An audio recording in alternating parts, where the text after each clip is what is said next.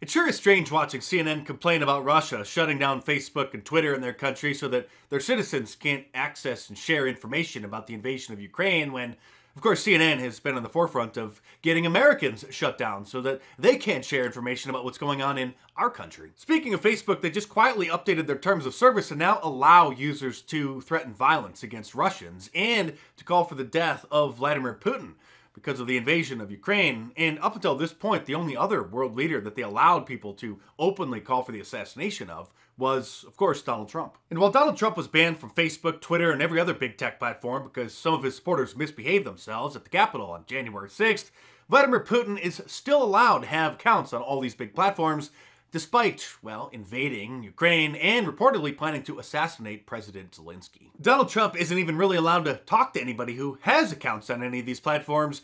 Previously, he did an interview with his own daughter-in-law, Laura Trump, for her Facebook show, and they censored that. And just yesterday, a podcast that he'd appeared on called Full Send was also removed for, quote, misinformation. As you know, only Democrats are allowed to make certain claims or raise certain questions about the outcomes of elections. Another fun fact, Facebook also just updated their terms of service and now allow people to praise the Azov Battalion, which is the purported white nationalist, neo-Nazi Ukrainian army battalion that has been fighting the Russians in eastern Ukraine for almost a decade and, up until just now, has been on Facebook's dangerous individuals and organizations terrorist list, which nobody was allowed to literally praise, represent, or support.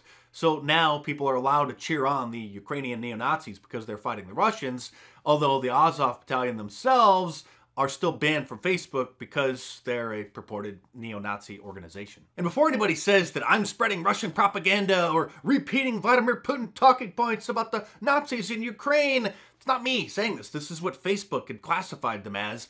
Not to mention, for years, the mainstream media in America had been calling Azov Battalion a Nazi battalion up until the invasion, of course, and now you're not supposed to mention that, otherwise you're a Russian propagandist. Of course, the United States government for years has been quietly funding Azov, just like, well, I mean, remember when we funded Al-Qaeda to fight the Russians over in Afghanistan? The government likes funding extremist groups to do their dirty work for them. In other censorship news, YouTube also banned Oliver Stone's documentary, Ukraine on Fire, which covers the history of the Ukraine-Russia conflict, which actually came out in 2016, but obviously started going viral again with the recent invasion. YouTube said that it violated their policy against showing graphic imagery because only CNN is allowed to show images of war and dead bodies. Also, the CEO of DuckDuckGo, the privacy-focused search engine, sort of a Google alternative, said that they're now censoring, suppressing, downranking the search results for what he calls supposed Russian disinformation. Of course, as we've learned with a lot of things about the coronavirus pandemic, yesterday's disinformation is tomorrow's facts, which is why it's always a bad idea to allow the big tech companies to decide what is and isn't true and what should or shouldn't be showing up in the search results or be allowed to be posted on social media. I'm not saying that there's not a ton of disinformation and misinformation being spread about the Russia-Ukrainian conflict. It's impossible to keep up with. Let's not forget that Congressman Adam Kinzinger commented on a meme thinking that it was a Ukrainian pilot. The reason so many Americans are suspicious of the real root cause of this conflict is because nobody can trust anything the mainstream media says anymore.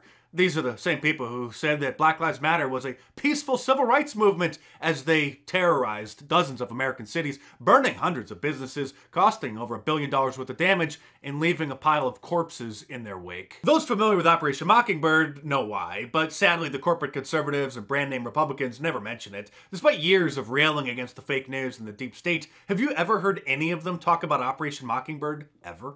So to help spread the word, order my new Operation Mockingbird shirt from my online store at markdice.com or click the link in the description below. Of course, it's another Mark Dice original, and my inspiration for this was a brief scene in an old World War II propaganda film called Why We Fight. You may have seen this, I've used it as B-roll before, of the antenna that was shooting lies out, and then it hit me. So I updated it a little bit for our modern era, and like all of my designs, it's available in a t-shirt, long sleeve, and a hoodie, and a whole bunch of different colors as well. So head on over to markdice.com or click the link in the description below and check them out.